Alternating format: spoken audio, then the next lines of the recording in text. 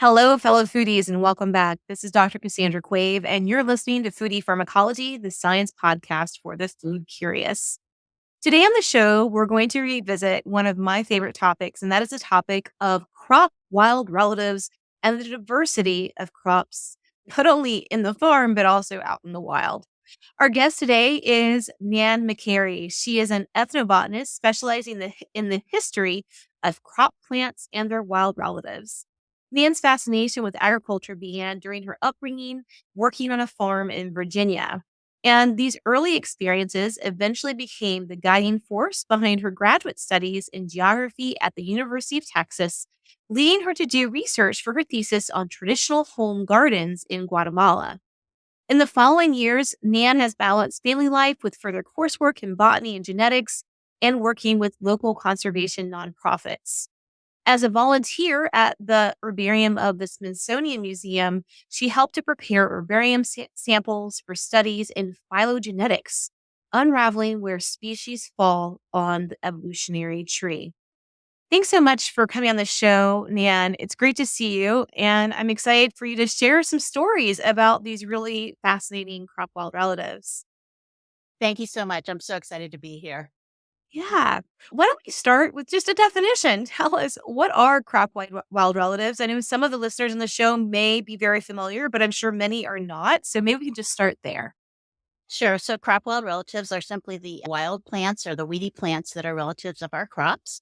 And they hold the genetic diversity that breeders need and have always needed to both improve our crops and to make them sustainable in the face of things like climate change and pest and pathogen attacks and all of that. So really important for food security and agriculture.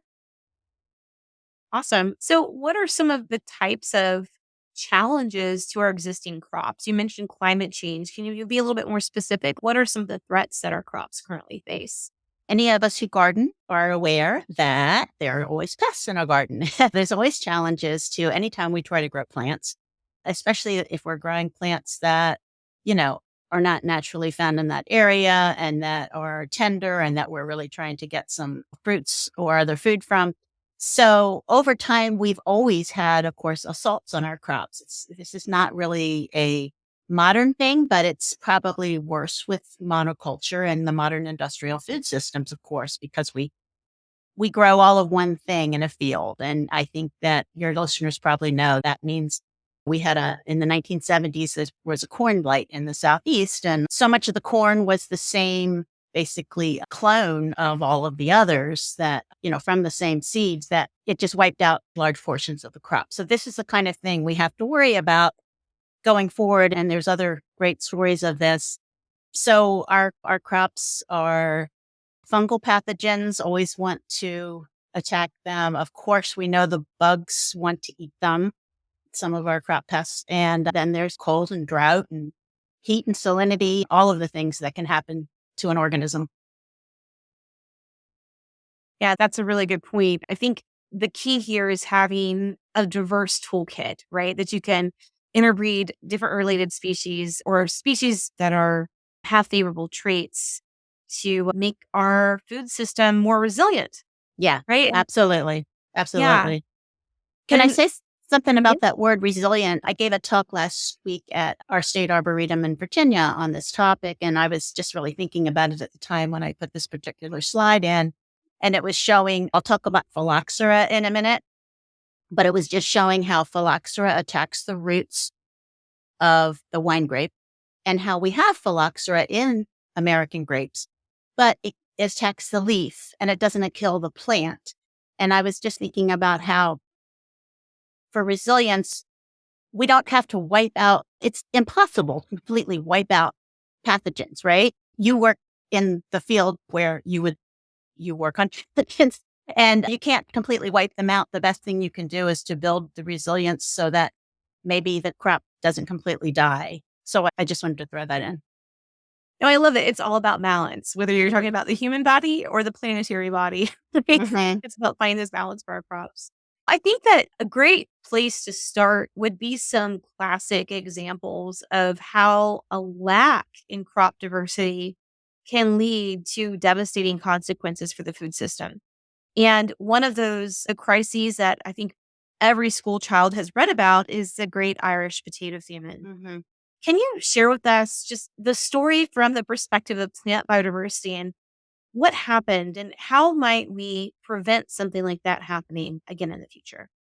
As I understand it, all the potatoes were of the same clone. And again, as gardeners, we know that you cut up a potato into seed potatoes, they're all identical.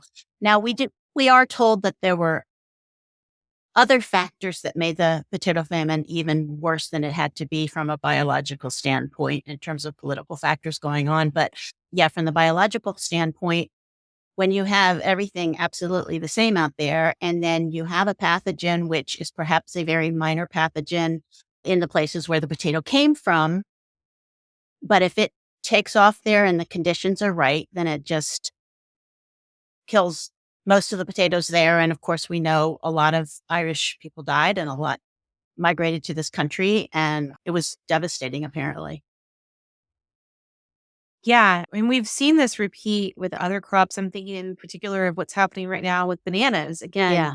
another example of a clonally propagated, meaning there's no genetic diversity. They're all exactly the same. Hmm. And there's a kind of fungal pathogen that attacks these bananas. They flop over.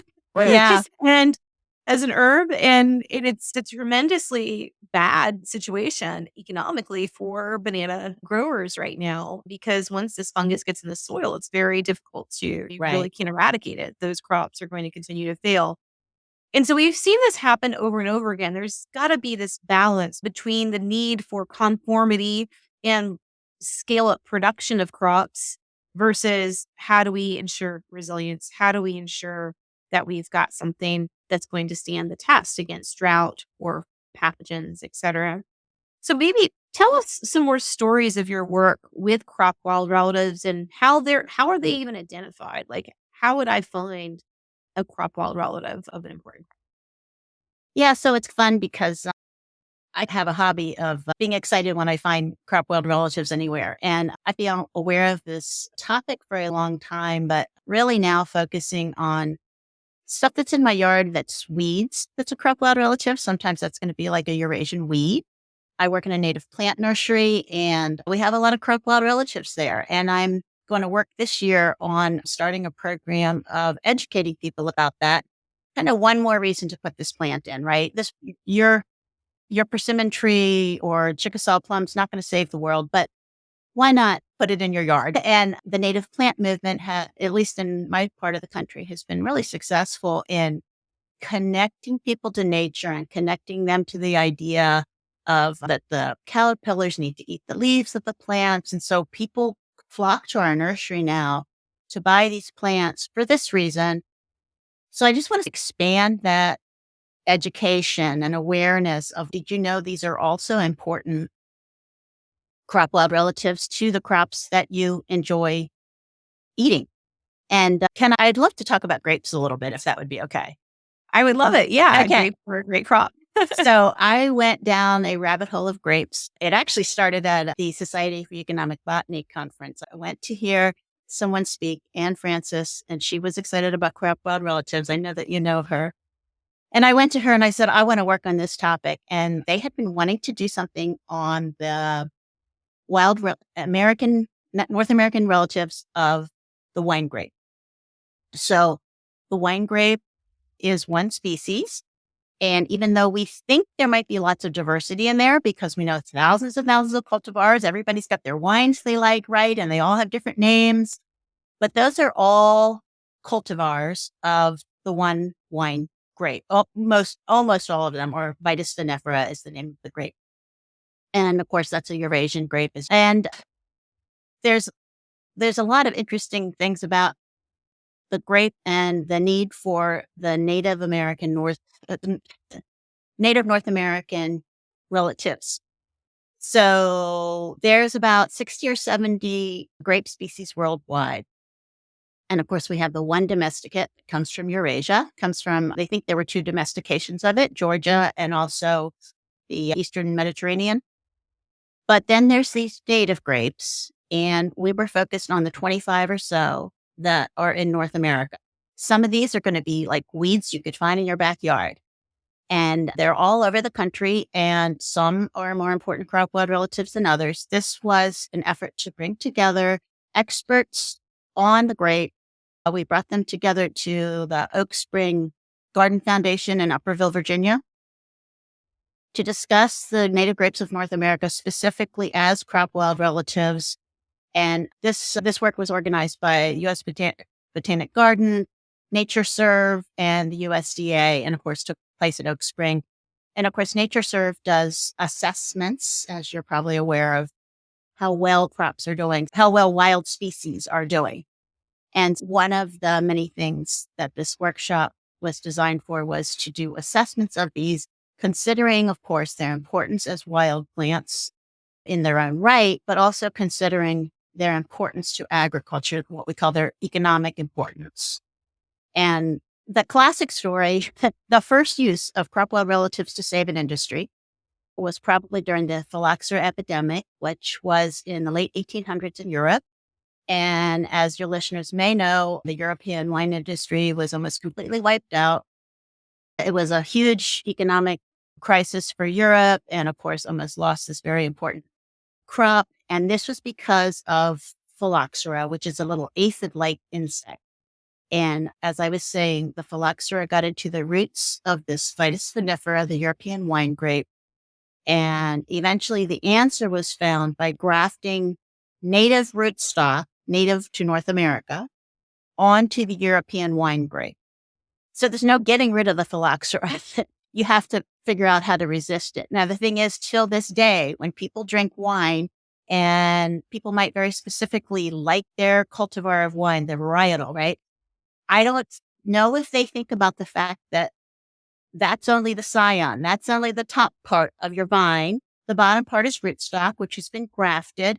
And that rootstock comes from usually about three North American species, one of which at least is in a vulnerable status. So for no other reason, people who like wine might want to think about the importance of crop wild relatives and conserving. And we never know what genetic diversity is out there because it hasn't all been cataloged and looked at. We have to save as much of the genetic diversity as possible for these reasons. That's great. So what you're saying then is really like my good Italian wines are part American. Absolutely. Yeah, that's the funny thing. Like even in Europe now, they're growing them on the rootstock. Now, phylloxera came from the Americas. It came, it came. So they can also, I know Blame that us for problems. Yes, exactly. And this is because of the exchange of plant material, which botanists and vintners have enjoyed doing so much. But I actually read something interesting last week that I hadn't thought of before, which was, I think it said when the steamship came along, some new technology, the vines were getting there faster. So the phylloxera stayed alive. I'd never thought about that. I don't remember where I read that, but I thought that was a fascinating, you never know all these little complex reasons for things happening, but Yeah. No, it's fascinating when the USDA was even first being formed and they started thinking about like quarantine procedures for moving things. Before it was a lot of materials going from the Americas into Europe and into Asia. And then we had movement the other way too. There's a great book on this, and I've interviewed him previously on an earlier episode of the podcast. It's called The Food Explorer by Daniel Stone. And he talks about some of these challenges of moving plant materials around and like the risk of spreading disease through these plant pathogens. And part of the reason that crop diversity is so celebrated, even if you look at the mango, there are so many versions of the mango. Yeah. Right? It's like there's so many different sizes and flavors and firmness and pulpiness or fiber within these. So I think that's one of the things that makes food so incredibly beautiful is that diversity. If I was stuck with eating nothing but, for example, red delicious apples, and that's the only type of apple I could ever have in my life, that would be pretty boring, right? Right. Yeah. You It's know? interesting you should say that because I was talking to somebody recently at the Desert Botanic Garden and talking about the raising awareness in the public for the importance of genetic biodiversity for our crops. And she said, I'm not sure people are responding so much to the word biodiversity.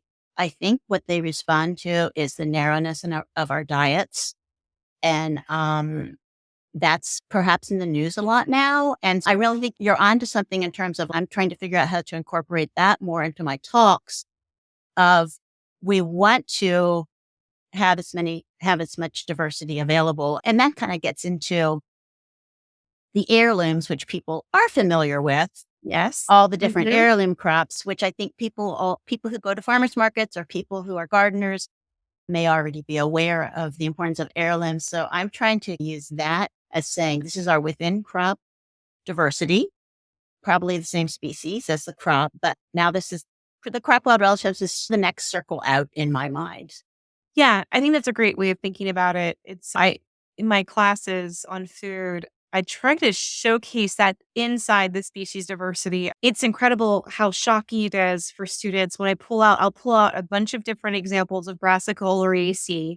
So I'll have cauliflower, broccoli, kale, red cabbage, green cabbage, all these different members. They're all of the same species, right? Yeah. But we have these different varieties. And like, this is all from the same progenitor. And so there's just Yeah. it's incredible to see the diversity that humans have been able to create through selective selection and breeding over time. And when you think about crop wild relatives, these are those species that maybe aren't necessarily in the diet yet, or perhaps aren't suited for the diet, but do hold, like you said, genetic information that could help defend a crop against pests that perhaps we haven't even encountered yet. That's the big thing, right? You don't know what's out next with new pathogens emerging from the glaciers. It's like what's hidden beneath the ice that's going to be the next thing to attack some of Yeah. our favorite food. And how do we breed our plants to be more resistant to that? Or how do we help our plants be more drought tolerant or more salinity tolerant? Yeah. I understand all of this from a theoretical perspective. I'm not a very good horticulturalist. I keep a very modest garden I try and keep alive, but I'm certainly no plant breeder. How One question I have for you, because I know this is something you're so passionate about, is community education and getting the public excited. And I Mhm. know very involved in gardening and local networks within your state, within your community. What are some of the things that have worked for you in raising awareness and excitement around diversity of our crops Hmm. and biodiversity at large? Before I say that, I want to say I am not a great gardener. I do a lot of gardening. I'm not like I don't have a particularly green thumb and I have a certain amount of impatience and many other things. So I always look up to you as one of my gardening gurus. But anyway, yeah, I've done community education for a while. For a while, I was teaching about sustainable landscaping just because that kind of grew out of the native plant movement. But I wanted people to think about the soil and the water aspects, which I don't think we were talking about. And then I got drawn into the native plant movement. So that's been a really good jumping off point for me because, again, people are interested in that.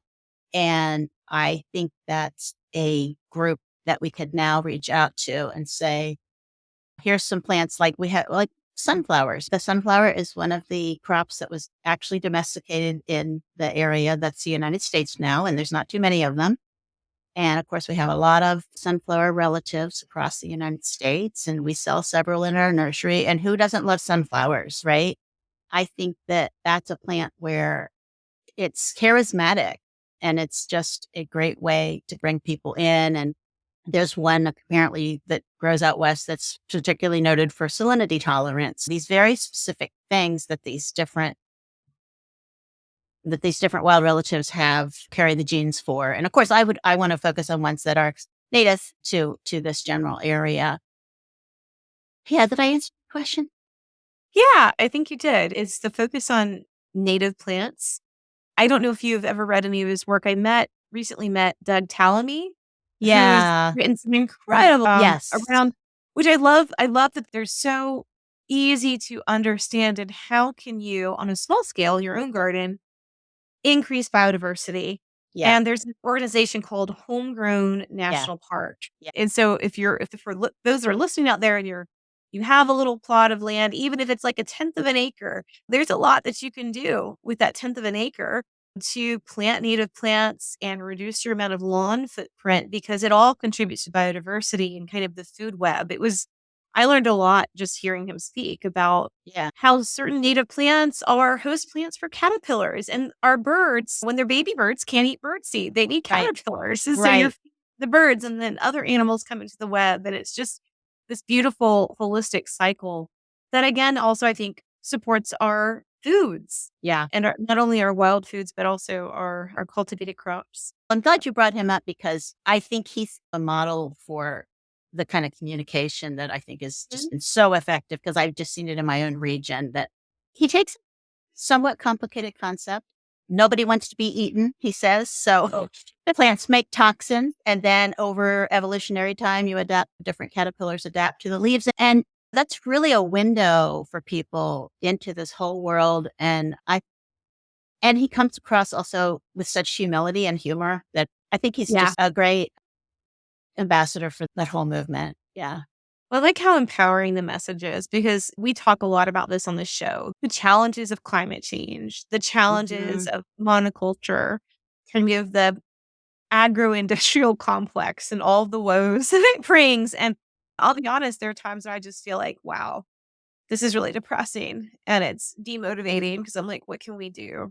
Right. And I like those types of messages because he takes something like so complex that you can then like, oh, I can make a difference. I Yeah. can increase biodiversity in my community, in my neighborhood, through my work, even in my own yard or with community organizations. If you don't have a yard, Mhm. what can you do to advocate for leaving species diversity in areas of land that aren't being really touched, like where all those power lines go, right? How do we keep Right. them from being mowed so that you can have more wildflowers and grassland restoration happen? So it was it gave me a lot of hope. And I think it's important to have hope when we're thinking Mhm. about health and health and where we can go. And Mhm. crop wild relatives are all about hope, Mhm. right? It's Yeah. all about that. Now, tell me, I know you've done some work in traveling to help document and collect crop wild relatives. Are there any stories you want to share from some of those experiences? What is it like to actually go out and find and document these? I got to go on a wonderful trip, and it was actually to look at land races of potatoes. So that's the within crop diversity we were talking about, a little bit closer to heirlooms than, yeah. So land race just means as a cultivar that has been kept by in a small region by a family or by a community for a long time. It gets very closely adapted. And the potato is from the Andes, was domesticated there. As you probably heard, they have like thousands of kinds of potatoes. So actually, yeah, we have a mutual acquaintance, Colin Corey, and I was working on some things that he was working on, and he's a very nice guy. And I asked, "Can I volunteer on this to go on this trip with you and this team?" And it was an amazing thing. We got to go up into the Andes, up to 13,000 feet, and into a little community, yeah. And we didn't do the work. I was an observer completely, grateful to be there, but the project was for local bilingual people who spoke Quechua and Spanish to interview the farmers in Quechua about how much they were maintaining the land race diversity, like how many of these varieties did they still maintain in their gardens and farms, and how many had they let go over time, and maybe they had taken up a more modern cultivar, which we want that to be available to people too. And it was really exciting to just learn from them and see the amazingly differently shaped and colored potatoes and the different kinds of uses they have for the potatoes. And and then the pride with which I would say most of the people who have really kept a lot of the potato land races, they call them guardians, and they take a lot of pride because it's my grandfather cultivated this potato, and this is potato's been with us for a long time. So there's that cultural connection to maintaining the potato. Yeah, that was just again, I was just a hanger on that expedition, but extremely grateful to be there. That's Yeah. great. I like the name of a guardian of diversity. That's so true. It's incredible when we think about how many crops are hanging on there because there are people that care about specific Mhm. lineages of these crops because they've been in their family and it's something they're saving. And it's just incredible. It's a testament to the actions of how actions of a few can really help us all as a human race. Right. I think that's really incredible. At the Yeah. same I'm sorry, at the same time, we want them to have the same access to improved cultivar. I think that's Absolutely, the sort of absolutely. difficult thing, that Yeah, it has to be a voluntary thing to maintain the yeah, cultivars. Yeah. absolutely. When I think about some of our biggest at-risk crops, and please, if I'm missing any, you jump in as well after this, but I'm thinking in particular of some of the challenges we're facing with bananas, already mentioned, Mhm. chocolate, Mm. coffee, I know, citrus. These are not minor fringe crops. These are crops that many of us, I think, have taken for granted and may not be very aware of the fact that some of them are at risk because of a lack of genetic diversity in many of our large cultivars, large scale cultivars. Lots of work to do in this field, lots that we can do at home, right? Mhm. Within our own gardening, increasing diversity in our own environments.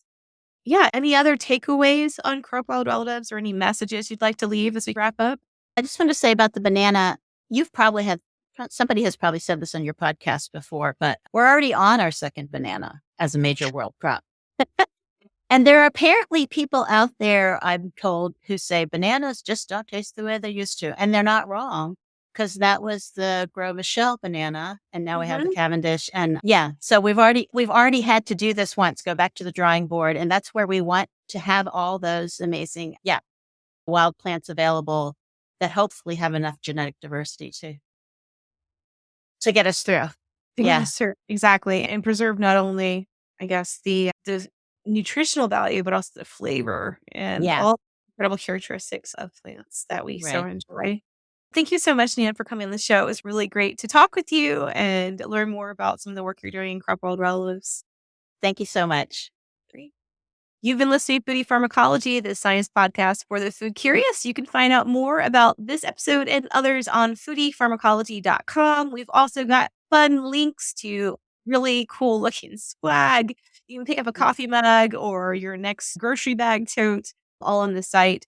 If you want to see the video version of the show, you also got the link there. It'll take you over to the Teach Ethnobotany YouTube channel where we have the video version of this and all of our other recent episodes. I want to thank our producers, to Rob Cohen and Christine Roth, for putting on a great show each and every week. And if you're a fan of the show, if you really love the show, you can help us out by going over to our website again to foodiepharmacology.com and buying me a coffee. I could use some extra caffeine in my life, and each Mhm. coffee you buy on the Buy Me a Coffee link helps to support production costs of the show. Thanks so much for listening. Stay healthy out there, and I'll see you next time.